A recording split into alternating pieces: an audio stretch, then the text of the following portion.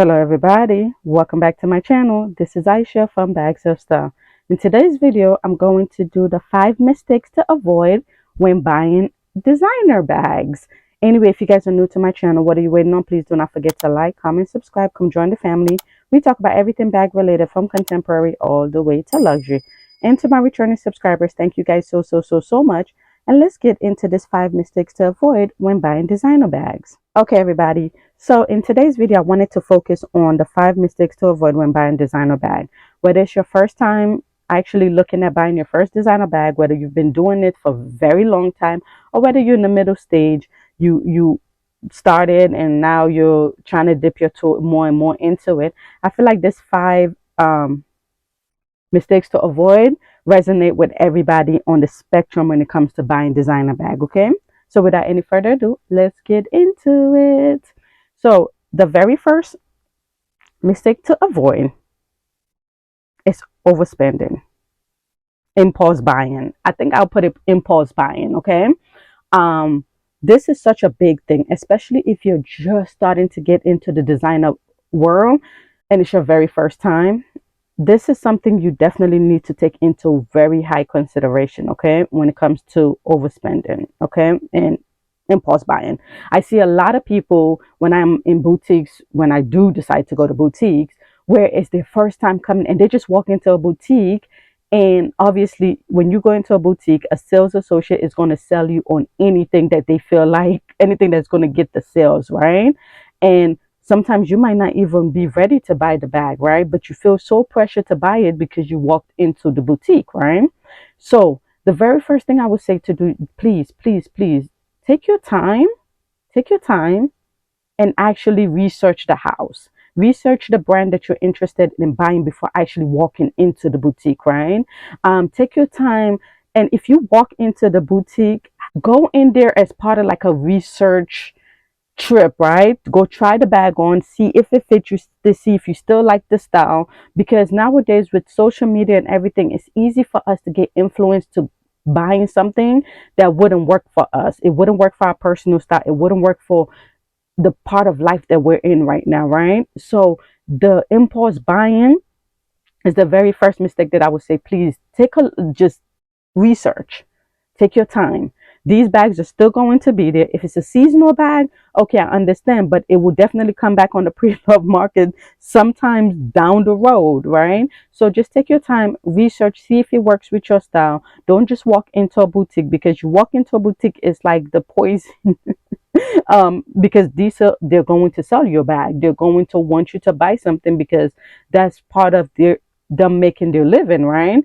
And if you pay attention, many of these not retailers, many of these sales associates don't even buy the brand that they work for. So that's the very first one, is impulse buying. Because I know I was guilty of that. When I first started, I wanted to buy everything because everything looked so pretty. I wanted to have it in my collection right away without thinking, until I actually put a break on it. And I'm like, no, that's too much spending. If you've been around my channel, I was doing unboxing and unboxing and unboxing. Like, I was like, what is going on? Like, I had to literally stop myself for impulse buying, because every new style that came out, I wanted to buy it. I wanted to own it, and I didn't need it. So that's the very first mistake to avoid, is impulse buying. The second one is resale value, ignoring resale value. Okay. So we have, in my opinion, okay, luxury bags are not investment. I've already done a video about that. You can check it on my video library. They're not investment. They're investment in your wardrobe, but they're not investment for, oh, I'm gonna buy this and then later down the road I'm going to sell it and I'm gonna make money on it. No. Certain bags you can do that, like the Hermes bags. A lot of Hermes bags you can probably get 90% of what you bought it for, or even make a little bit more. But a lot of these other houses you're gonna lose money, okay? So when you're buying a bag, right? One thing, like I would say, is ignoring the resale value, right? So with me, when I buy a bag now, like I said, after I've done my research about the brand, I definitely take into consideration the bag and stuff like that, right? So like, these were like my very first bag that you see on this table right here. So this is my YSL college bag, YSL mini toy loop camera bag, my Gucci What is this? This is the Gucci. I don't know why I always forget the Gucci. I'll put it on the screen. This is my Chloe the Now bag. Many these bags on here really don't hold their resale value. I'm telling you straightforward. So when I bought these bags like this, I paid retail for it because it was my very first bag and I went into the boutique, just wanted to have all of that first time luxury buying experience. It as they call it, right? But this bag is not going anywhere. So I know I don't care. This is a bag that I will have for a very, very long time. So when it comes to value of the bag, it's a value in my wardrobe because I'm going to keep it, right? So I will have many years of use of it. And if I decide I want to sell it, I know I'm not going to get the same price that I paid for it because this doesn't hold their value. Just like this Gucci bag, they don't hold their value. But me, when I purchased them because I love them and I had done, some form of a research. And YSL was one of the houses that I love from the beginning. So I know their bags never hold their value. But now it's coming up a little by little. So if you're buying bags because of resale value, please do not ignore that fact, right? If you're buying bags because of resale value, you like, okay, later down the road, I want to sell it and get all this money back, da da da. Then take your time, save up, and buy the bags. Well, Hermes, you got to be offered the bag, build a relationship or something in Hermes, and buy those bags because those bags, if you really care about resale value and you don't want to ignore it, those are the type of bags you need to buy, right? For these, don't get me wrong, I'll get something for them, right? But my cost per wear is more important to me. So when I was buying bag, the resale value was, I didn't ignore it, but I didn't focus on it because I know it's not an investment, right? I have investment account outside of buying bag. Like bags is like, oh, I want to look pretty and I'm gonna wear it, right? But the other good thing about bags like this, especially when it's luxury bags, you can end up selling it. You might not get what you pay for, especially if you go retail. Like if you go to the retail store, you definitely might not get what you pay for it. But that's why you see well, not trigger, but I switched the way I started buying. Like I said, this I bought it brand new in store, right? This I bought it new as well, but this was in Nina Marcus and I had a discount off it. So, and then now it's like triple the price of what I paid it, right?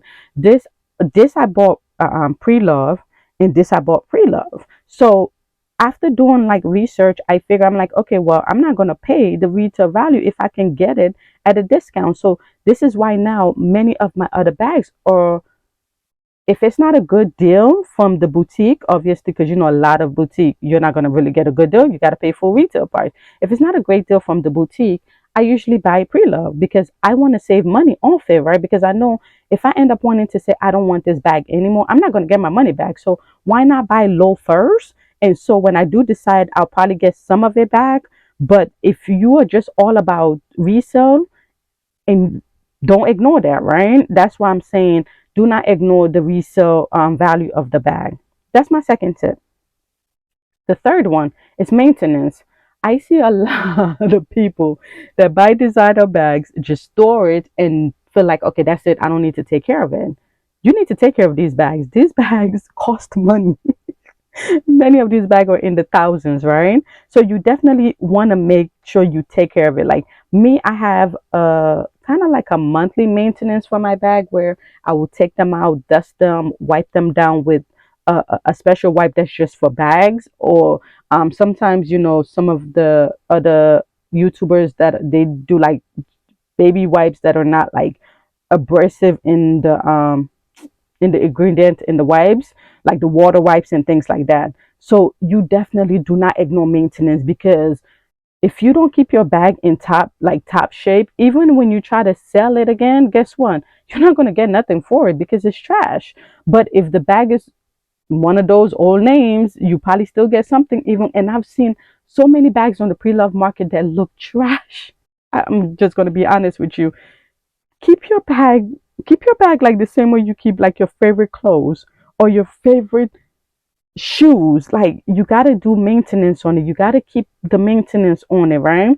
Me, like I said, I wipe my shelf where my bags are. I make sure I dust my bag once a month, take everything out, stuff them so that they don't lose their shape and stuff like that. Like you see even with here, let's see, See, I have an organizer in it so that it doesn't lose its shape, right? Because I am storing it like. And then another thing that I see is that people, they buy their bag and leave it in the dust bag and in the box. No, please don't do that. Or if you leave it in the dust bag, you need to take it out once or twice a month, let it air out. Because but if you leave it in the box and you just store it away, that can mess up your bag significantly. So it's like throwing money away, honestly speaking. Like this one, this is my college bag. And you see, I stuffed it right here. So I keep everything tip top shape as I can. And I don't store my bags in their dust bag, or I don't store my bag in their boxes. I take everything out when I buy them, take everything out, put them on my shelf, and that's it. And I kind of keep when I store my bag, I keep it where the direct sunlight doesn't hit it, so that it doesn't get discoloration or any of those things. So that's my third one, ignoring maintenance. Please do not ignore maintenance. Please, I am begging you for that. That's the third one. The fourth advice that I would say, the fourth, well, not advice, but the fourth mistake that I would say is not knowing your personal style. When you're buying luxury, like I said, you got the impulse buying, but you got to know your personal style. I fell victim to that, right? When I first started buying, I didn't know my personal style. So it was easy for me to just buy where what I thought would fix the urges, right? Because I didn't know. Like, I know my personal style when it comes to buying clothes. I love neutral clothes, right? But I didn't know what my style was when it comes to bag. Each bag is different. As you see, all of these bags on this table have different design, right? Some of them serve the same purposes, some of them don't serve the same purposes. So I had to literally know my personal style before I actually spend. Like, I needed to take a break back because I was on that journey of overspending, impulse buying. If I see something, I wanted it, right? Because I didn't know my personal style. When I took a break back and I sat back and I said, you know what though, you're spending too much, Aisha. Take a breather. I took a breather and started really researching and saying, okay, this definitely will work with my style. And then I went into the boutique, right? Tried it on to see, okay, is this what, like, put like an outfit that I would want to wear with that bag, put it on and go to the boutique and try the bag on. See, does it really fit my style, like, right? And then that's also the part of doing your research, right? And then I'll check the price at the retail, and then I'll say, okay, well, this is how much it costs here. Would I get it cheaper if I buy pre-love, right? And if I got it cheaper if I buy pre-love. And my thinking when I buy a luxury bag, if it's 500 and below, if the resale, the pre-love is 500 and below, I'll buy it at the boutique. If it's above 500 to 1,000, 2,000 savings off, I'm buying pre-love. That's my thought process. So I do that part, and once I know that, okay, this definitely will work for my lifestyle, it works for my style, my wardrobe style, this is a bag that I will get a lot of use of from, then I purchase it. But before, I didn't know my personal style, so it was so easy for me to overspend because I didn't know what my personal style was, right? I didn't know what would work for me or what would work for my lifestyle. So I was overspending when it came to that aspect of things, right?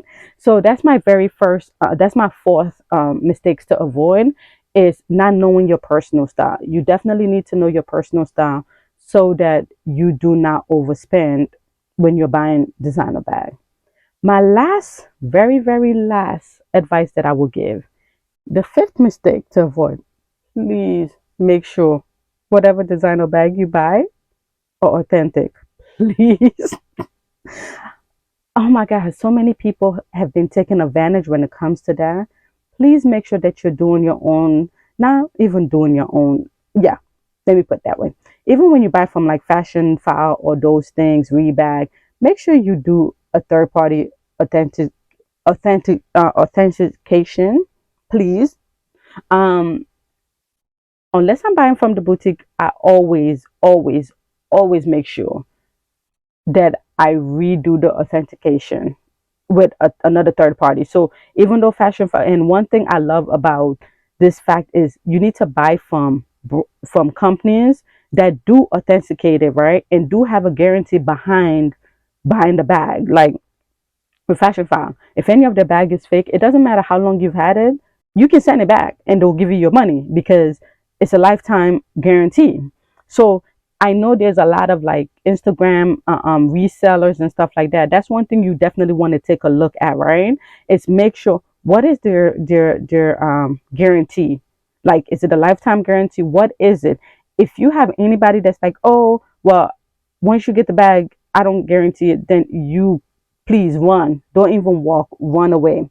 If you have a place that you're not sure, because you have a lot of vintage stores that some of those items are fake, and it's not like they intentionally bought a fake. Let me.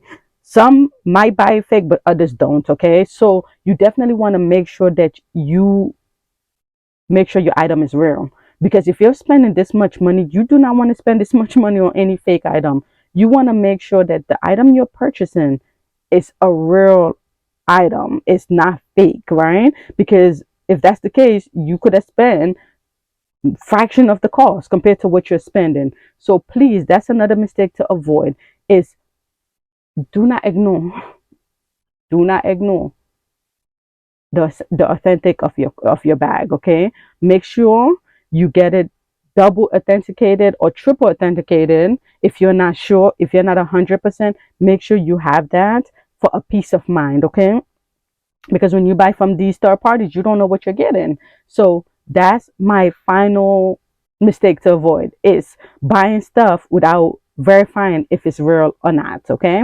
anyway guys, I just wanted to do this 5 tip. If you have any question, please leave it below. And if I didn't come up with any five, if I didn't come up with some mistake that you think others should be aware of when they're buying their designer bag, please leave it in the comment below. I really want to know what your thought process is on this topic. I'll see you in the next video. Have a wonderful rest of your day.